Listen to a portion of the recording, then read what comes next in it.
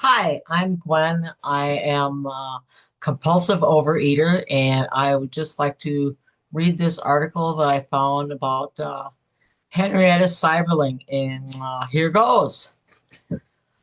Origins of AA, a talk by Henrietta Sieberling, May 1972. In the spring of 1971, the newspapers reported the passing of Bill Wilson in New York City, who was one of the two co-founders of Alcoholics Anonymous. The other co-founder, Dr. Robert Smith of Akron, Ohio, had passed on some years earlier. Shortly after Bill's death, the Akron Alcoholics groups asked my mother, Henrietta Sieberling, to speak at the annual Founders Day meeting in Akron, which is attended by members of Alcoholics Anonymous from all over the world. She lives in New York and did not feel up to traveling, so they asked me to speak in her place. I agreed to speak, but felt that it would mean most to them to hear some of her own words. So I called her on the telephone and asked her to tell me about the origins of Alcoholics Anonymous so that I could make sure my remarks were accurate. I made a tape recording of the conversation and played part of it at the 1971 Founders Day meeting, which was held in the gymnasium at the University of Akron with a couple of thousand people present. So many people have asked for a transcript of the recording that I have finally had one typed. Attached is a copy of the transcript, which follows the tape recording as closely as possible, with only my own remarks and some of the conversational asides and redundancies edited out. The first meeting of Bob and Bill, described in the attached transcript, took place in the summer of 1935 in Henrietta's house in Akron, which was the gatehouse of the Stan Highway Hall, then my family's estate, now the property of Stan Highway Hall Foundation. Henrietta was not an alcoholic. She was a Vassar College graduate and a housewife with three teenage children. She, like Bob and Bill, would be deeply disturbed by any inference that she or they possessed any extraordinary virtues or talents. On the contrary, they would all emphasize the power of ordinary people to change their lives and the lives of others through the kind of spiritual discipline so successfully exemplified in Alcoholics Anonymous. I am happy to make this transcript available to persons who are sincerely interested in learning more about Alcoholics Anonymous and its message. It is a way of sharing some of the insights which made and still make Alcoholics Anonymous a vital force in people's lives. I ask only that the transcript be held in the spirit in which it is offered and not used for publicity or in an effort to magnify any individual. John S. F. Sieberling. Transcript of remarks by Henrietta Sieberling. I would like to tell about Bob in the beginning. Bob and Ann came into the Oxford group, which, as you know, was the I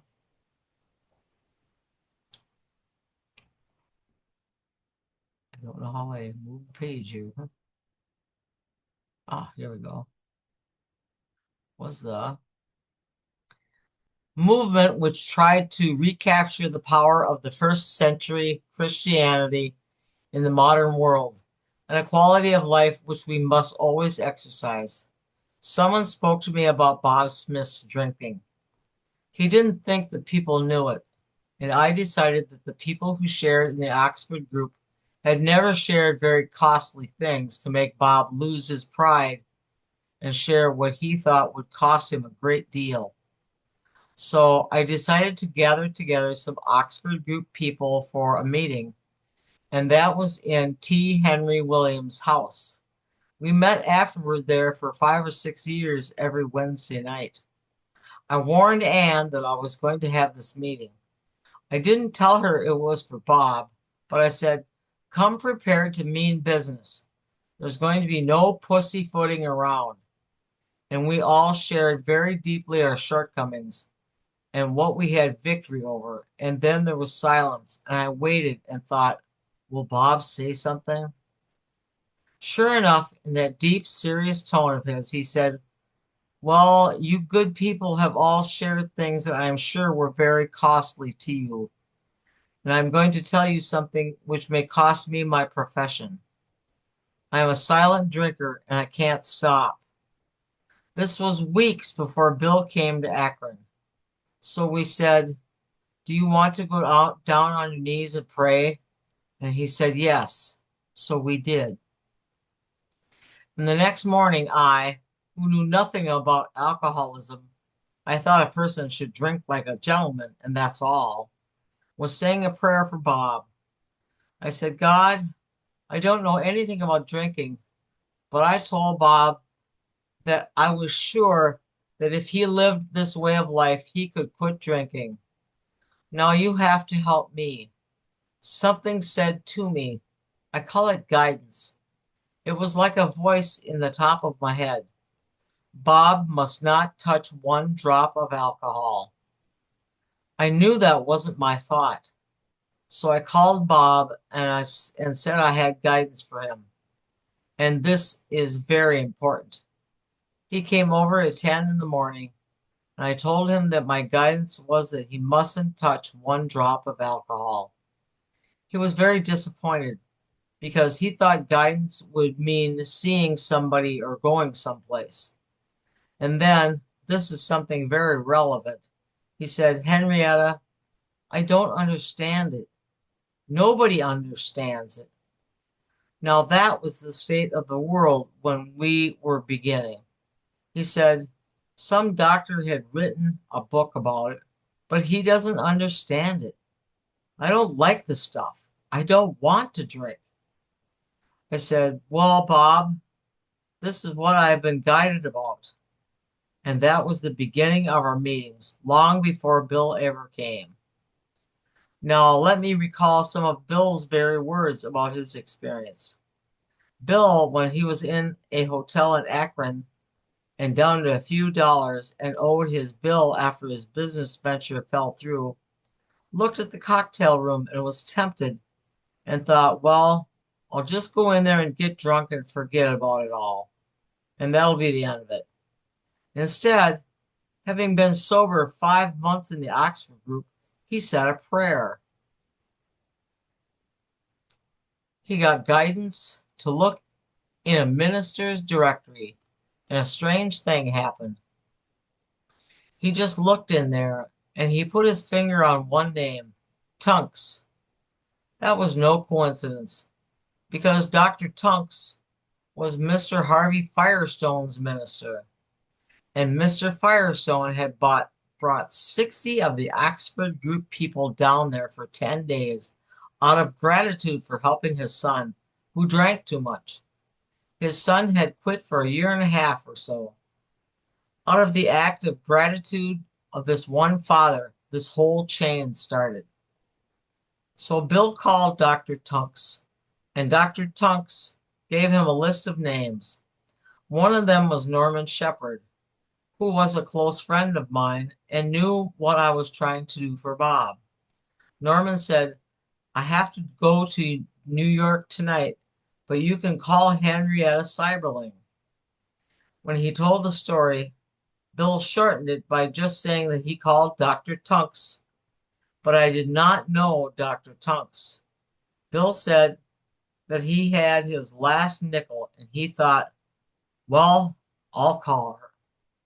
So I, who was desperate to help Bob in something I didn't know much about, was ready.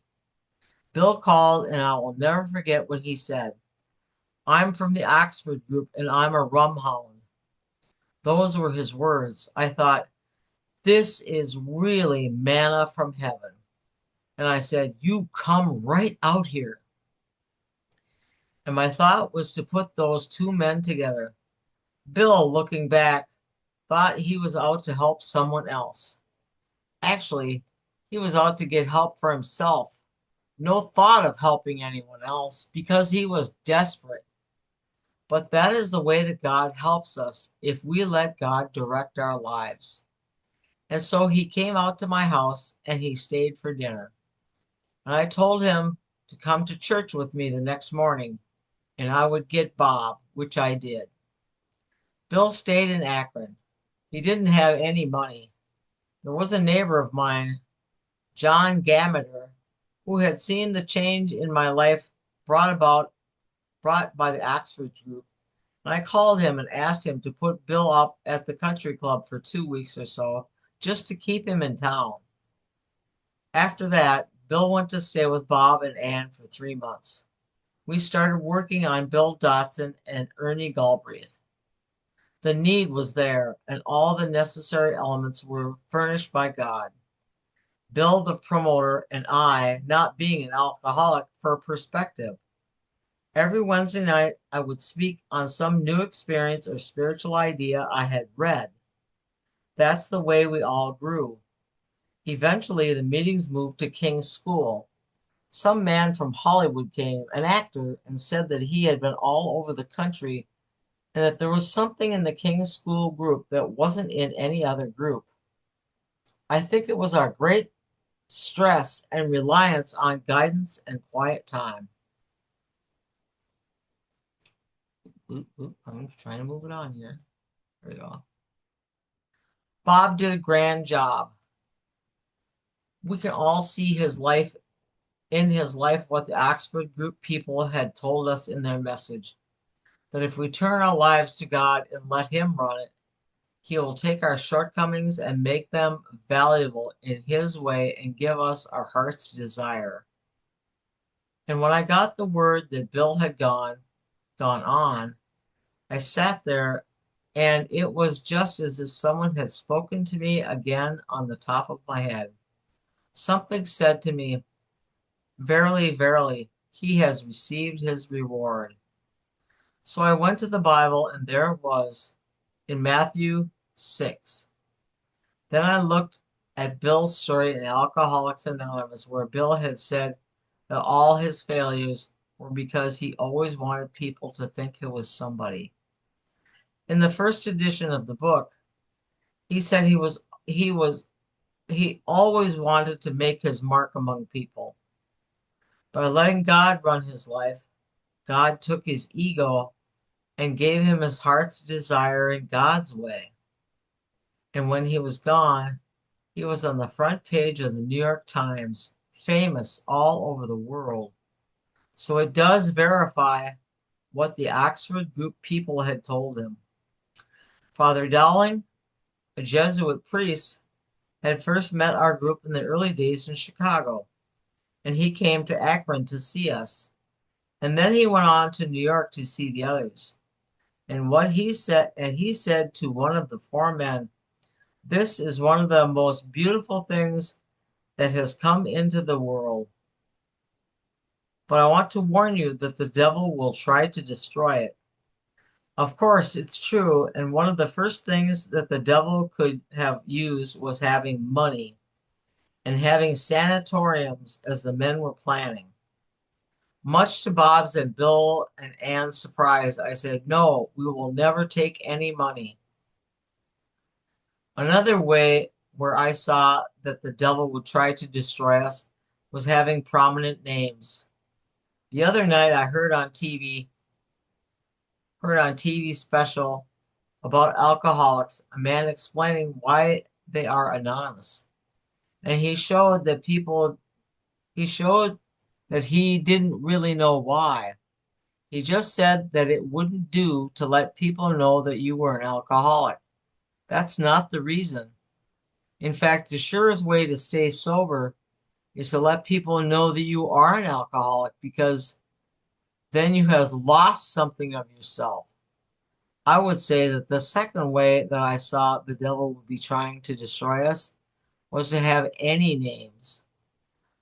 Those you think that they are prominent or that they have become leaders all fail people, because no one is on top spiritually all the time.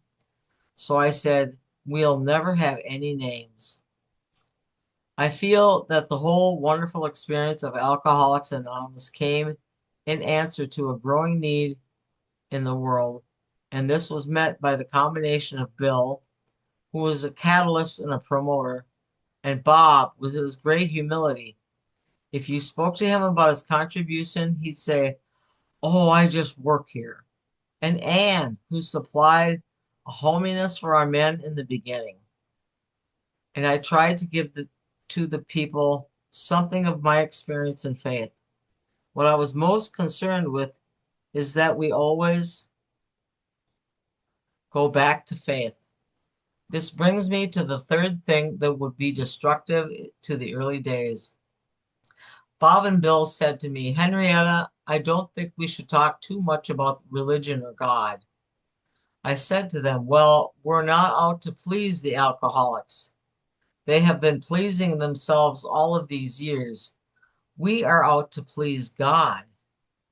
And if you don't talk about what God does and your faith and your guidance, then you might as well be the Rotary Club or something like that, because God is your only source of power." And finally, they agreed, and they weren't afraid anymore. It is my great hope that they will never be afraid to acknowledge God and what He has done for them. The last AA dinner that I went to, over 3,000 people were there. And it was the first meeting that I went to which I was disappointed in. There were two witnesses there, a man and a woman. And you would have thought they were giving you a description of a psychiatrist's work with them. Their progress was always on the level of psychology. And I spoke to Bill afterwards, and I said that there was no spirituality there or talk of what God had done in their lives. They were giving views, but not news of what God had done. And Bill said, "I know, but they think there were so many people that need this, and they don't want to send them away."